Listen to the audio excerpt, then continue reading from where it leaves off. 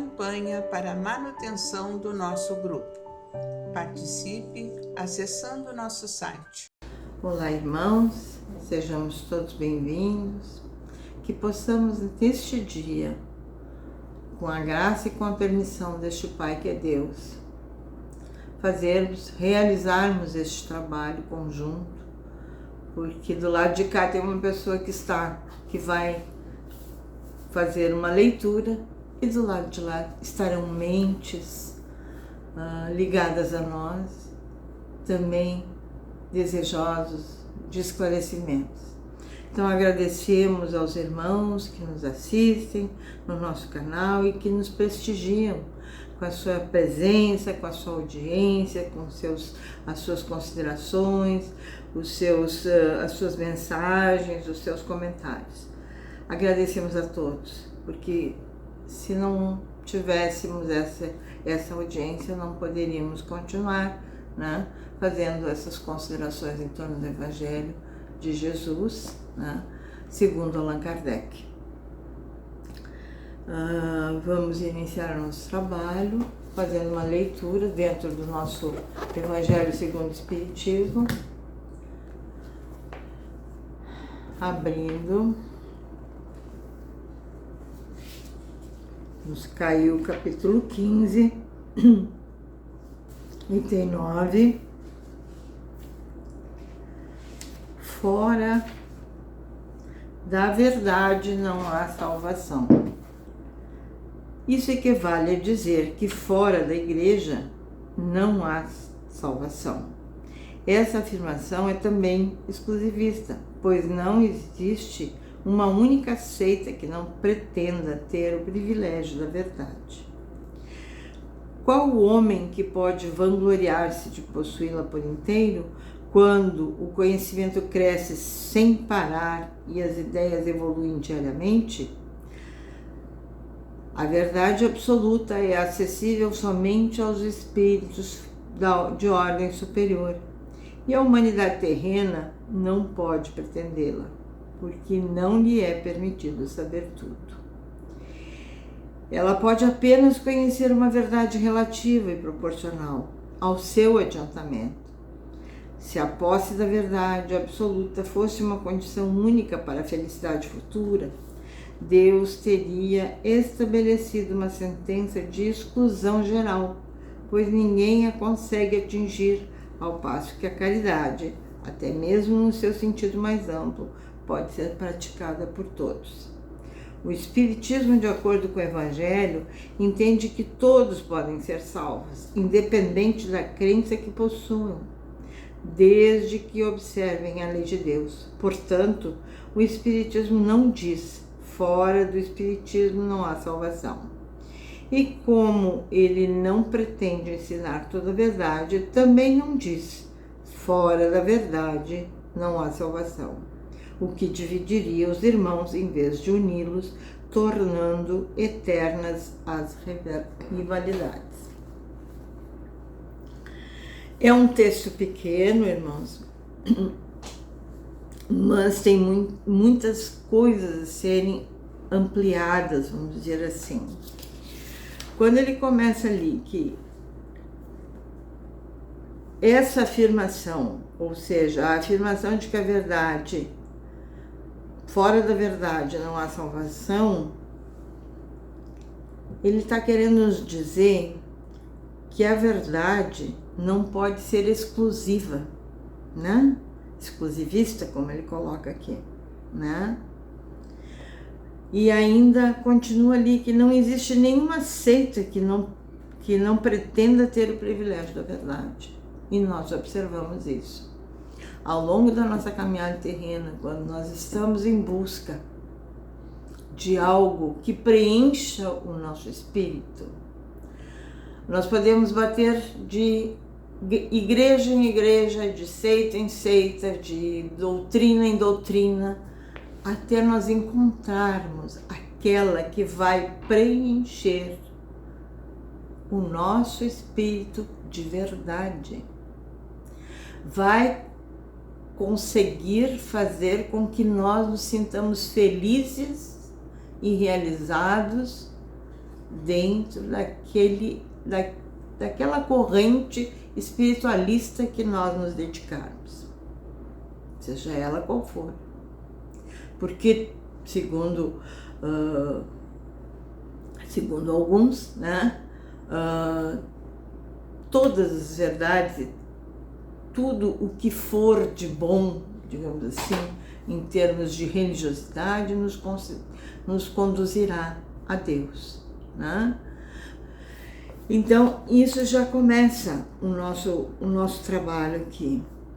E ele continua ali. Qual o homem que pode vangloriar-se de possuir a verdade por inteiro, quando o conhecimento cresce sem parar e as ideias evoluem diariamente? Mais uma verdade plena. Qual o homem que tem toda a sabedoria do mundo, a não ser Cristo, que veio até nós, né? A não ser o Cristo. Porque todos nós temos as nossas limitações. Todos nós estamos aqui nesta encarnação para aprender, para evoluir, para crescer e desenvolver em nós capacidades e virtudes, porque as virtudes são as principais coisas que nós temos que desenvolver em nós nesta encarnação. O que passou, passou, não adianta. Se erramos, erramos, né? Se alguém nos ofendeu, nós vamos perdoar 70 vezes 7, como disse Jesus.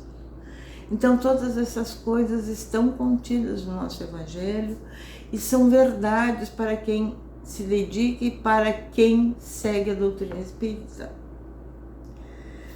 Ele continua ali, que a verdade absoluta é acessível somente aos espíritos de ordem superior e a humanidade terrena não pode pretendê-la, porque não lhe é permitido saber tudo. Nós só vamos saber as coisas de acordo com a nossa evolução espiritual, de acordo com o nosso entendimento.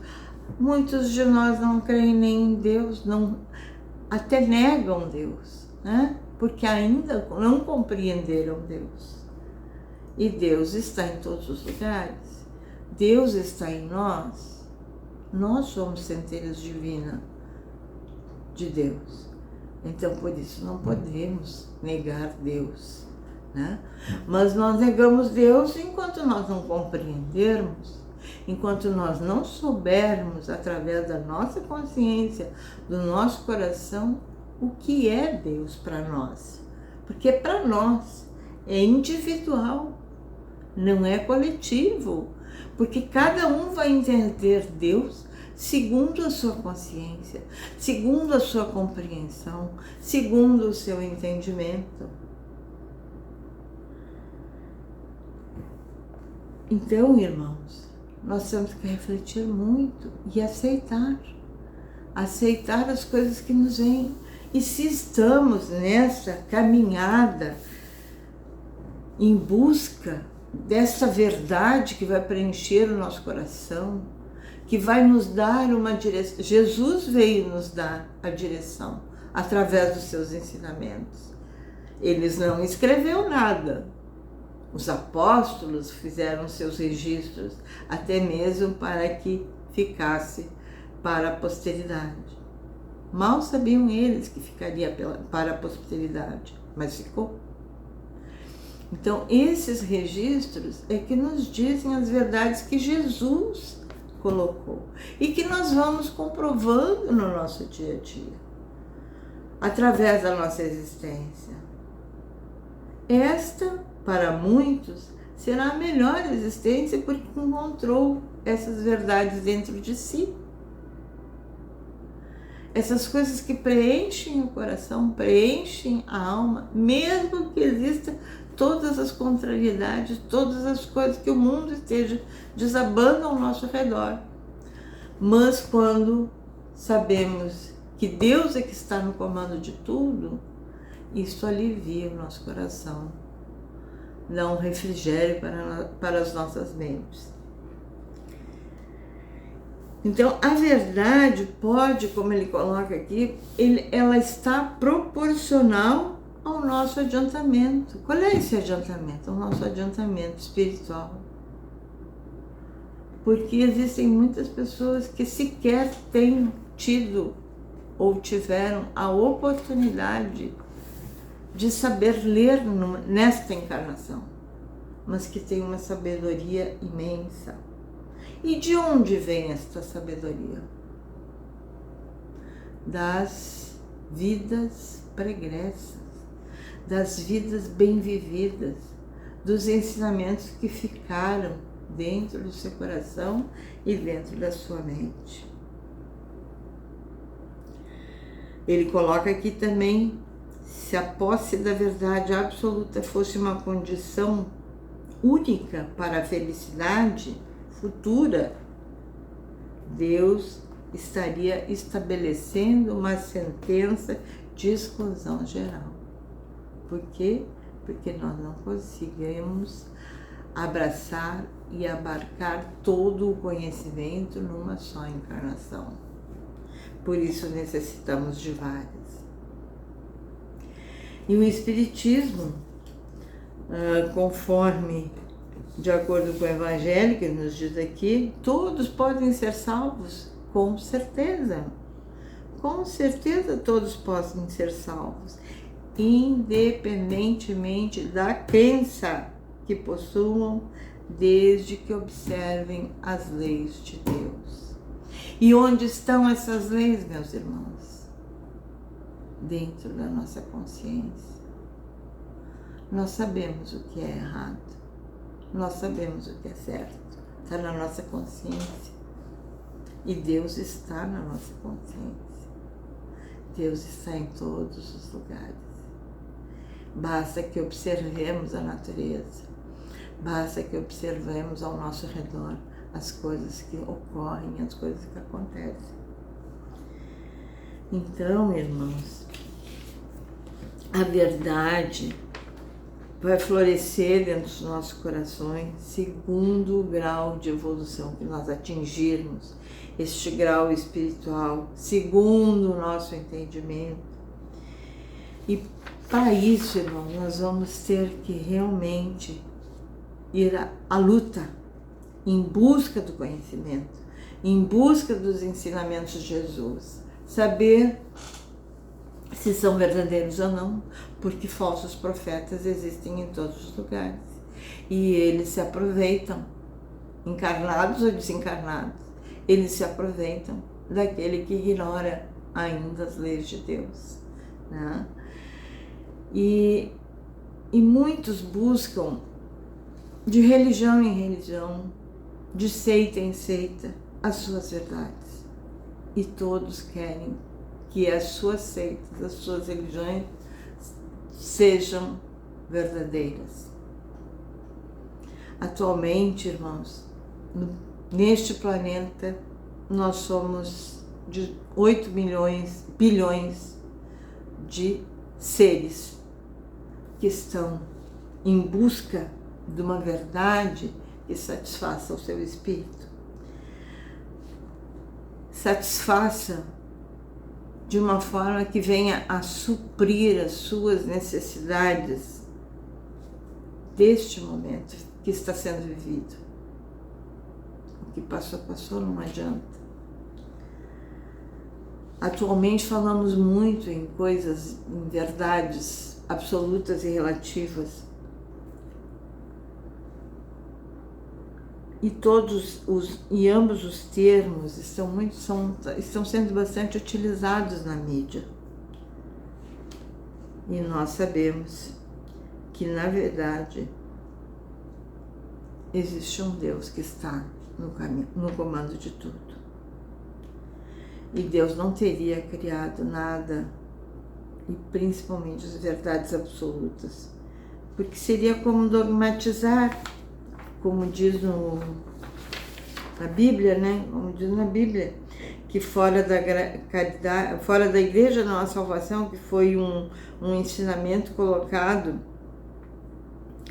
foi achado nos escritos de São Cipriano de Cartago, que foi bispo cristão do século III.